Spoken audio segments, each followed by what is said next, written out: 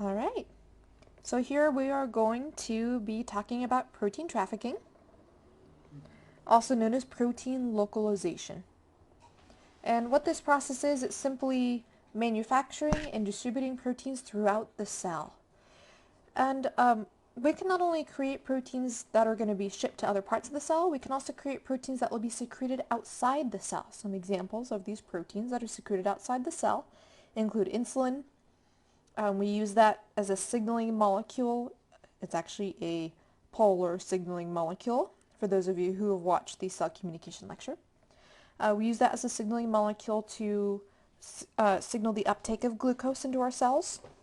Interleukins are signaling molecules that are used by our immune system. Collagen is a structural protein that's used in our extracellular matrix. And also, we make pretty much every other glycoprotein through this method, including the glycoproteins found in our snot and in our saliva. So let's take a look here, and I'm going to draw just a schematic for you to show you what this looks like as a whole. So with protein trafficking, we have to start with making the protein itself. So remember, the organelle that makes the protein itself is the ribosome. And once our ribosome is done translating the protein, the ribosome will hand off the protein to the rough ER, the rough endoplasmic reticulum. And in the rough ER, one of the jobs of the rough ER, actually two of the jobs of the rough ER, are to modify the protein. And one of the modifications that we can make is glycosylation. The other way we can modify proteins is through proper folding. And remember, not all proteins need to be folded, just some.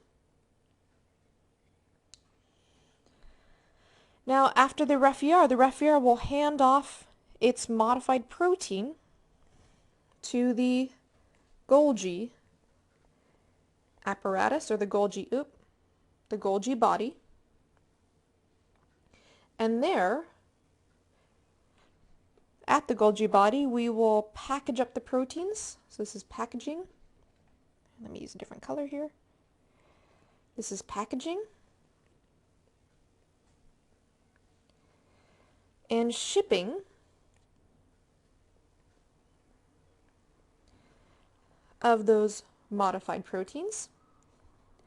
And from there, the Golgi body will send out its packages of proteins to their final destination, whether that final destination is another organelle, or if that protein's final destination is to be secreted outside the cell, so extracellular. All right. Now, besides being located inside another organelle, or besides being located outside the cell, proteins can also be located in the cytoplasm. If that is the case, the ribosome won't hand its protein over to the rough ER. The ribosome will just dump the protein straight into the cytoplasm with no ceremony whatsoever. All right, so that's our overview. Let's go a little bit into detail here as to what happens specifically at each step. And here we are starting, even before the protein is made, we're starting with the mRNA itself.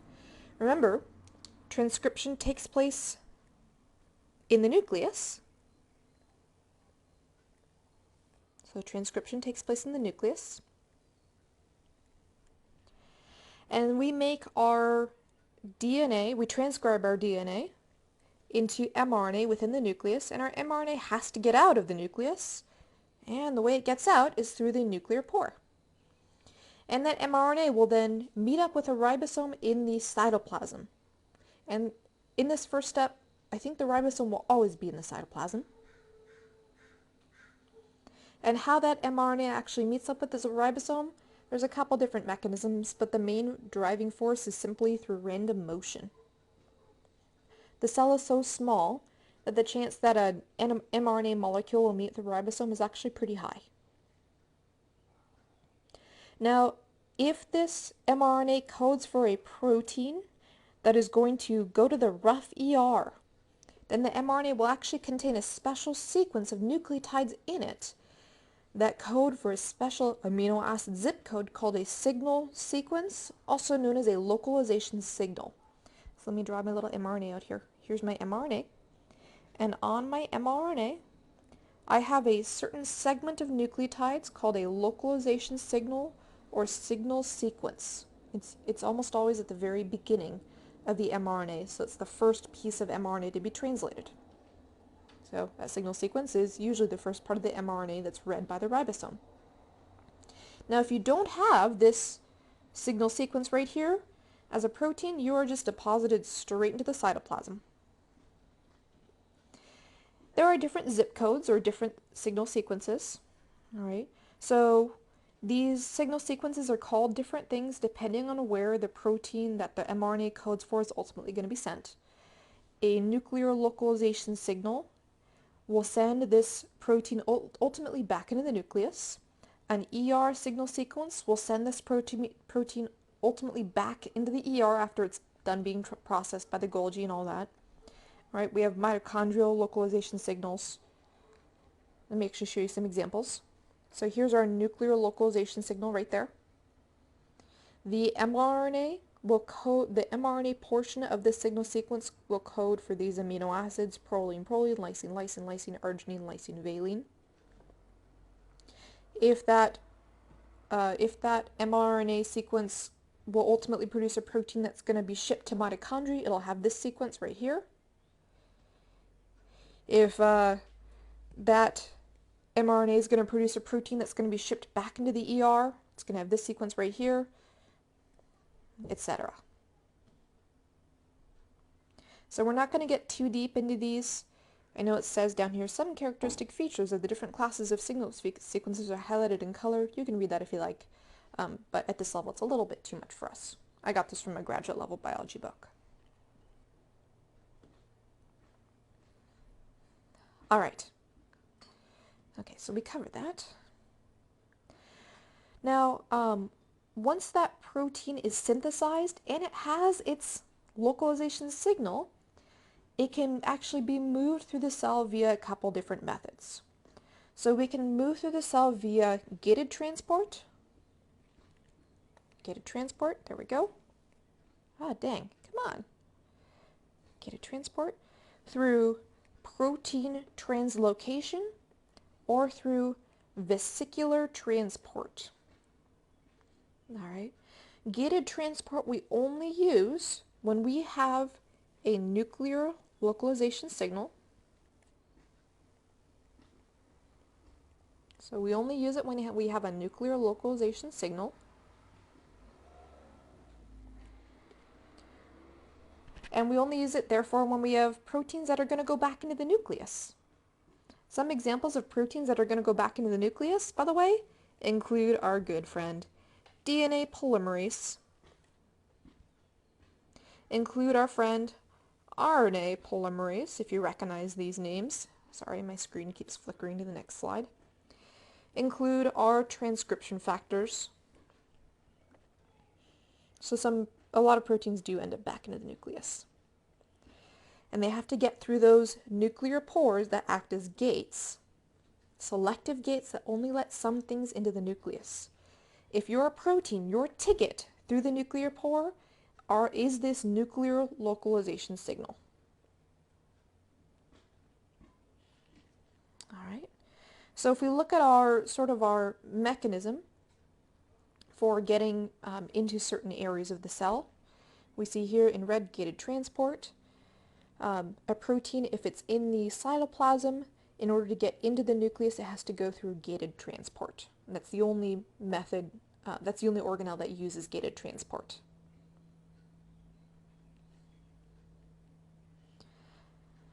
All right, so with protein translocation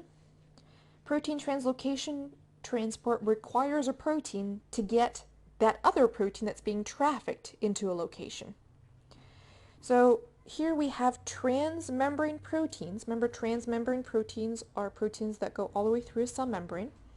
These transmembrane proteins are located directly on a target organelle, and they provide a channel that a trafficked protein can travel through. So we have transmembrane proteins on our mitochondria, we have transmembrane proteins on our rough ER, we have transmembrane proteins on our Golgi. And so if a protein's ultimate destination is to end up in the mitochondria, the rough ER, or the Golgi, it's going to go through these transmembrane proteins. So look in here.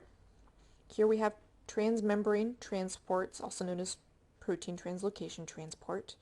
We're getting into our mitochondria using that transmembrane transport. We're getting into our chloroplast, which is a plastid, using transmembrane transport. We're getting into our ER using transmembrane transport. I think I said Golgi before. Apparently that is not the case, actually. Our last type of transport is vesicular transport. Be careful, I've had a lot of students read this and say vehicular transport. It's not via cars, all right? It's via vesicles. Remember, vesicles are tiny little bubbles of phospholipids that carry proteins from place to place. Vesicles ferry trafficked proteins from organelle to organelle, and we most often see vesicular transport between the ER and the Golgi, and between the Golgi and many of our other organelles. We especially see it a lot between the Golgi and the outside of the cell. So that's vesicular transport. So when we go back here, back to our schematic, right here from ribosome to ER, this is using our transmembrane proteins to get inside from the ribosome to the rough ER. From rough ER to Golgi, this is vesicular transport. And from Golgi to the outside of the cell, let's say, this is also vesicular transport.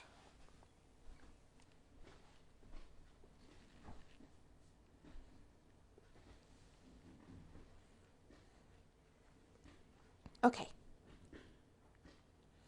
So let's look in a little bit more detail into getting into the rough ER.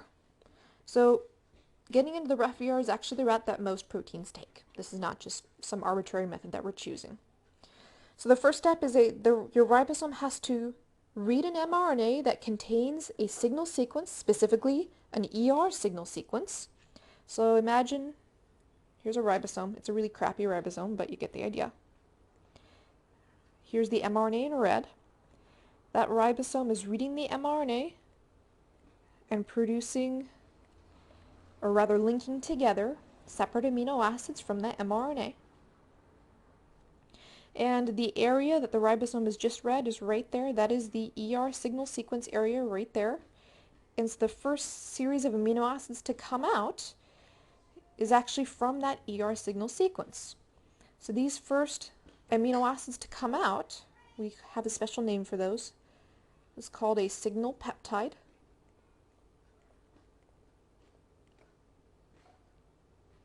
Okay, and we sometimes, actually we always, have a special protein that helps that signal peptide attach to the rough ER. So in the next image you'll see that you see a Y-shaped thing. That is actually the signal peptide attaching to this special leader sequence. So that's actually the signal peptide.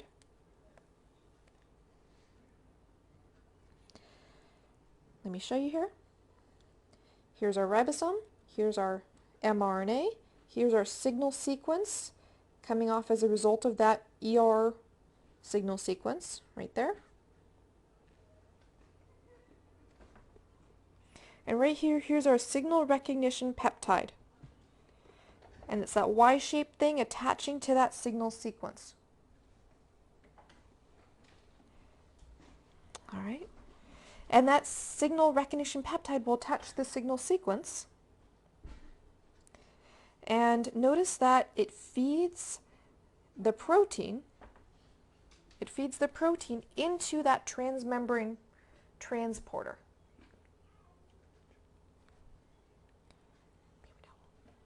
Paper towel. Sorry, one sec.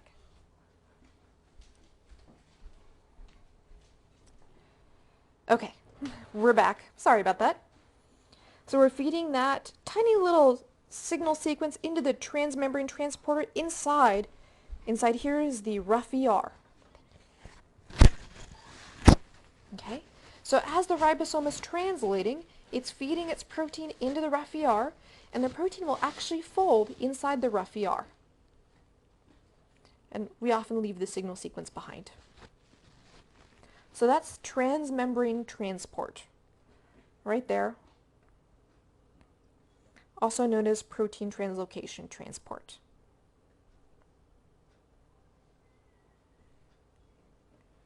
Okay, so again, as soon as that signal sequence is translated, a signal peptide, that Y-shaped thing, binds to the ER signal sequence. The signal peptide binds to a transmembrane transporter embedded within the ER, and all this interaction is still based on shape. And that protein is squeezed into the inside of the ER. It's kind of pooped into the inside of the ER. And there the protein is modified, or it's properly folded.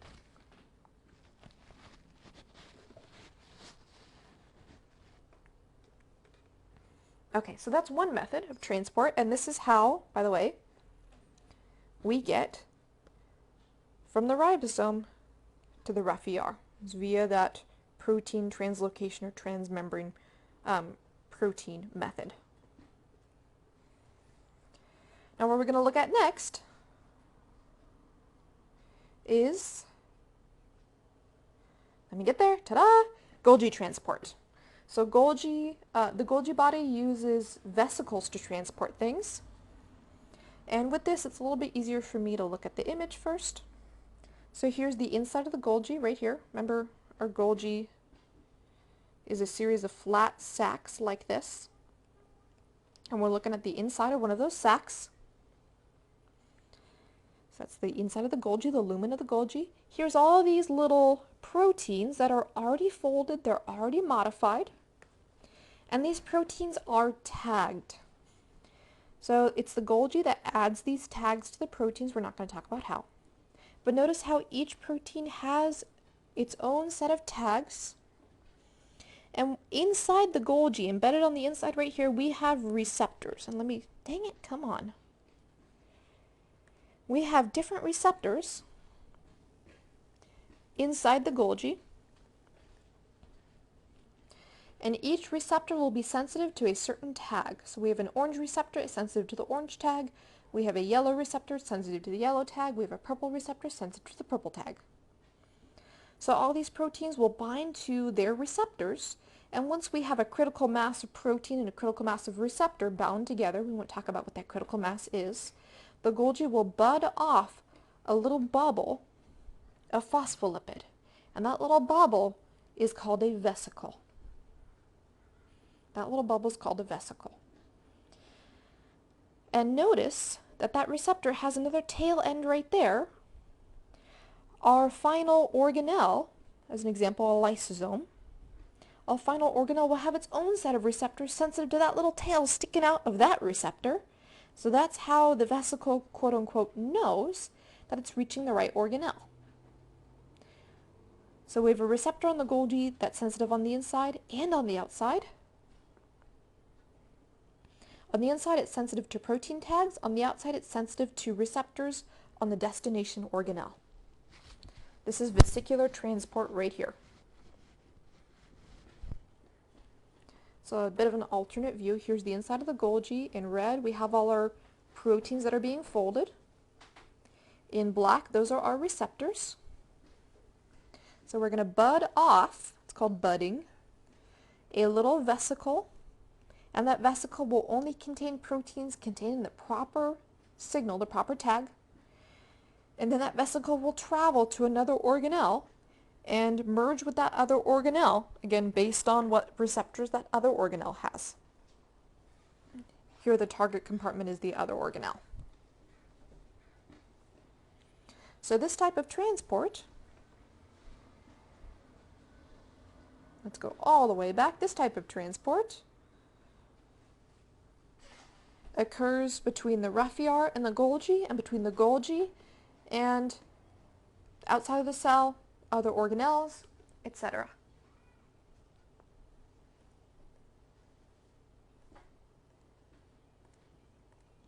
Okay.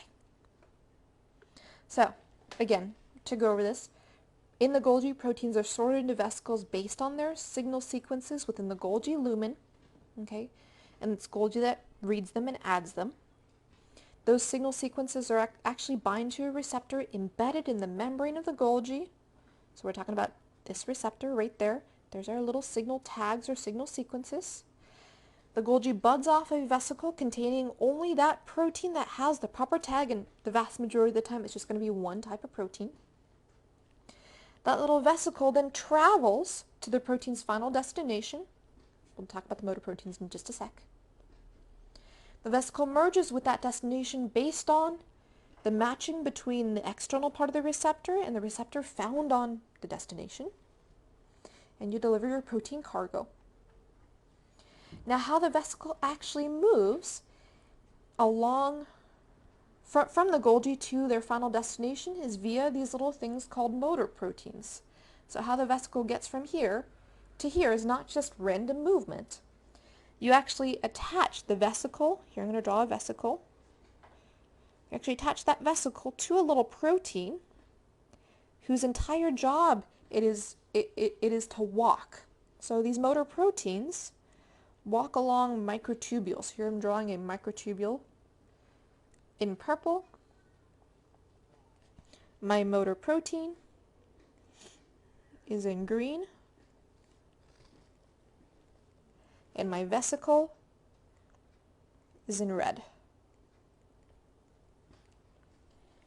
These little motor proteins, they literally have little feet in a way, actually. When you look at a video of them, they kind of walk like a drunken sailor. But they move pretty fast down that microtubule. I think they move at about 30 miles an hour down that microtubule. Which, when you consider how small a cell is, that is pretty darn fast.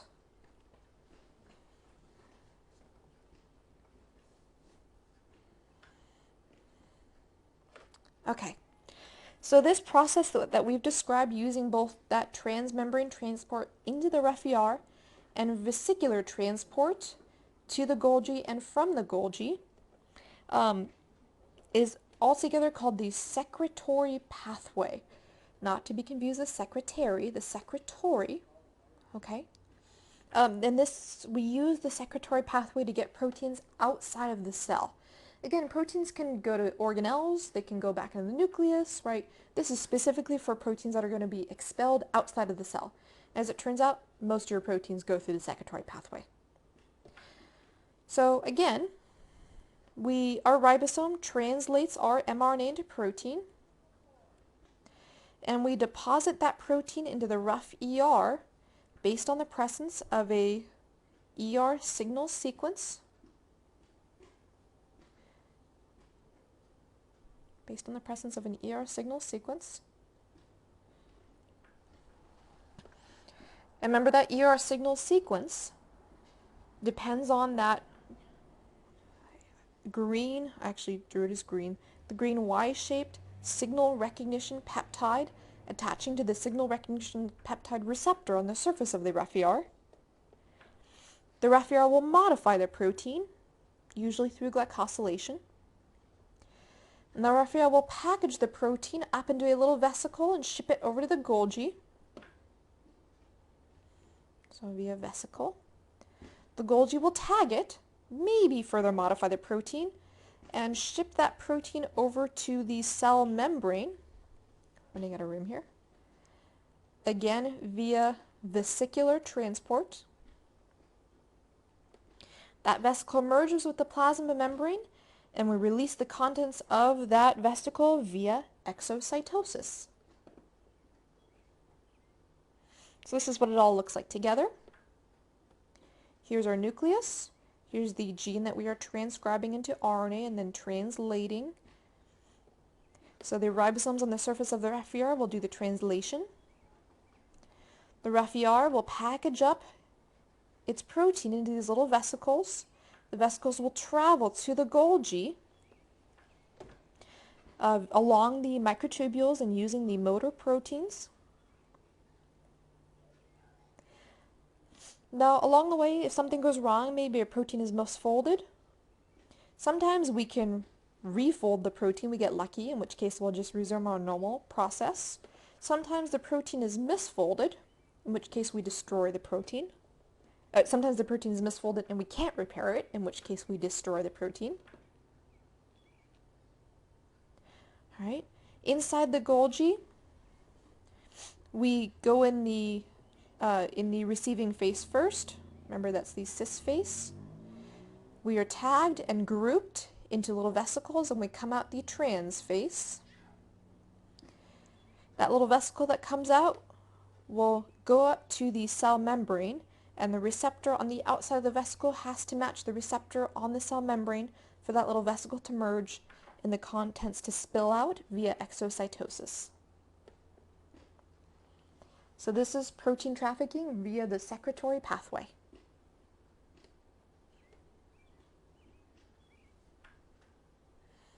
And just to give you an idea of what this looks like, this is a pretty extreme example of protein trafficking. This is along a neuron. So remember neurons, they have that shape. They have that long arm that extends out, and that long, ooh, it's a fat arm. There we go, a little better. Maybe not. Okay, I'm just going to leave it.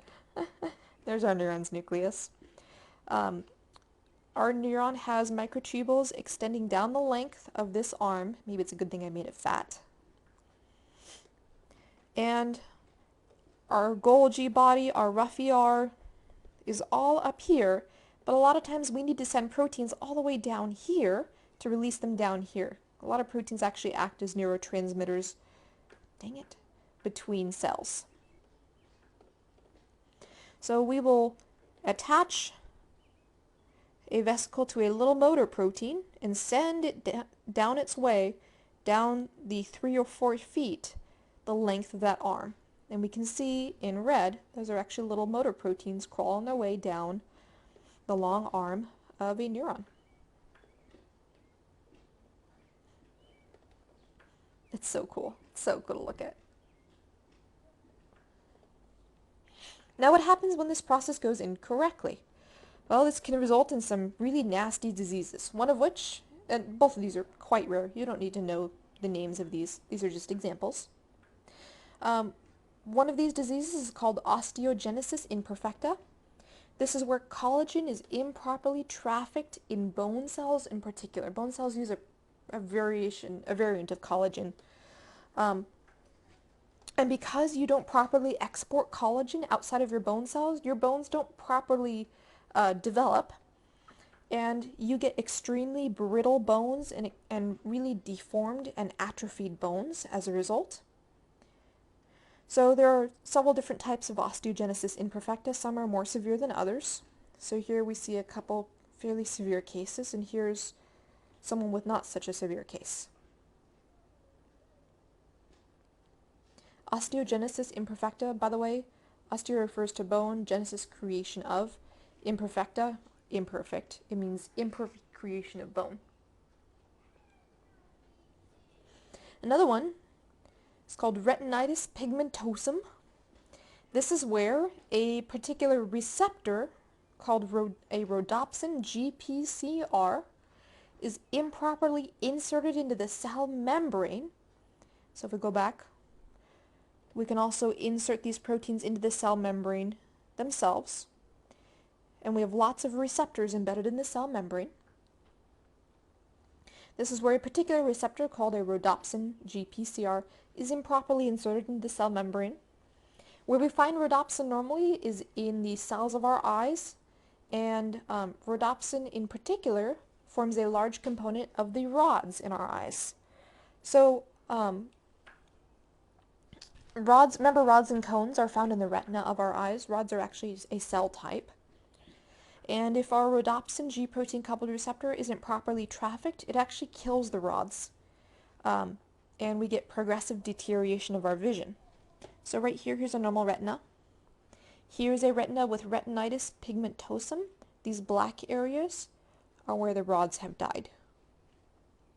And notice that it's going outwards, inwards, so you start losing your peripheral vision with this first, and it progresses inwards.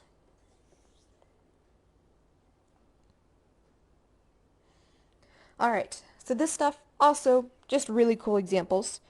Viruses love to hijack our cell processes. So, let's look at herpes simplex virus real quick. Herpes simplex virus, also known as HSV. This actually will enter our nerves, our neurons, via receptor-mediated endocytosis. We talked about this. And HSV, it'll get inside your neurons, and it'll get inside your genome, and it'll sit in your genome for months to years.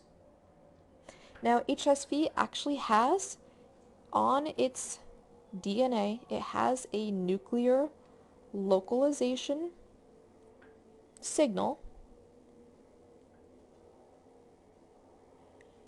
So once it gets inside your cells via receptor-mediated endocytosis, it'll get inside your nucleus using its nuclear localization signals.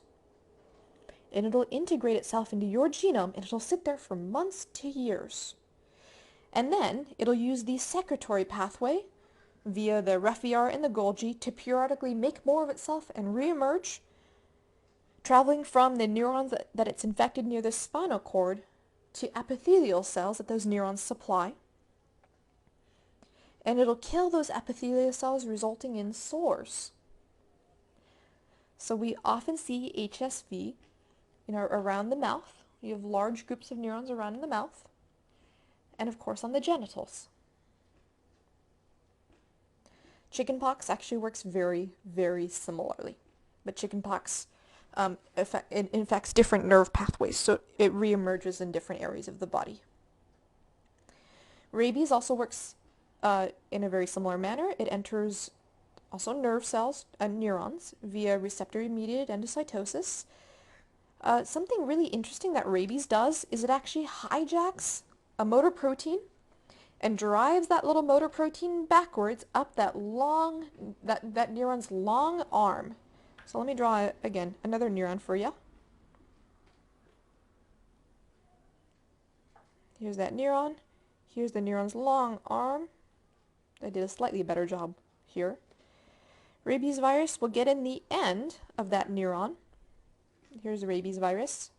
I'm going to put an unhappy face near him for rabies virus. And once he's inside right here, he will take a little motor protein and drive that motor protein backwards up to all the organelles at the top here.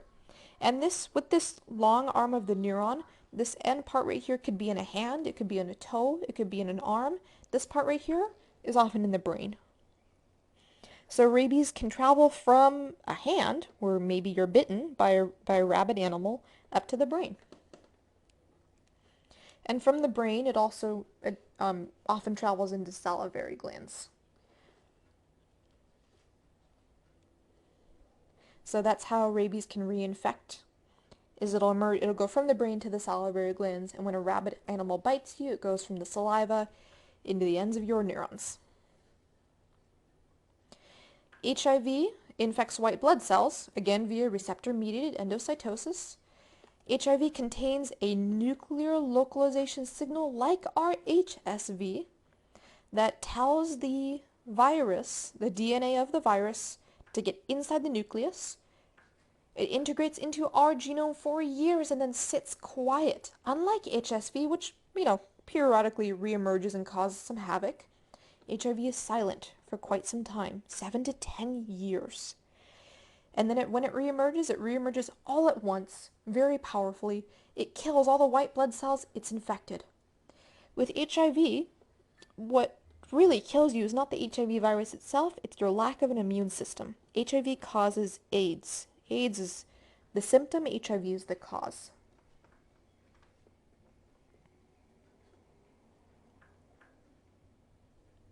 So here we're actually seeing rabies. This is the very end of a neuron, so when we look at that long arm, we're looking at the end right here. This is the rabies virus getting inside, attaching to receptors right here, getting inside via receptor-mediated endocytosis. Here's a microtubule in green right here. And the rabies virus is going to package itself up in a little vesicle. It's going to grab one of these motor proteins, and it's going to go backwards towards the brain and towards the spinal cord. Once rabies gets into the brain and spinal cord, it is incurable. There's actually, I think there's only ever been one case where in the history of humanity where it's been cured.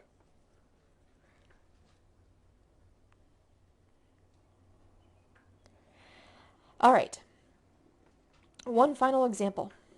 We know that neurons, they use that vesicular transport along their long lengths, along their microtubules in order to deliver organelles, neurotransmitters, and proteins down their length. In fact, it has a special name. It's called axonal transport neurons. But the thing is some chemotherapies, the way they work, they actually destroy microtubules. Remember, we need microtubules for spindles during cell division. We destroy spindles, we can't do cell division, which means as a cell you can't grow. Works really well against cancer cells, right? But if you're a neuron, guess what? You destroy your microtubules, you disable that vesicular transport, you disable your neurons, they don't work as well anymore. They still kind of work, you don't kill them, but not as well as they should. And when neurons can't work properly, they transmit tingling and pain signals. So one of the very, very common side effects is tingling and pain in your hands and feet. You know, those areas of the body that are supplied by these long neuron arms that really depend on microtubules. And this is called peripheral neuropathy. Peripheral because it's in your hands and feet. Peripheral means on the outside or on the edge. Neuropathy refers to that pain and tingling.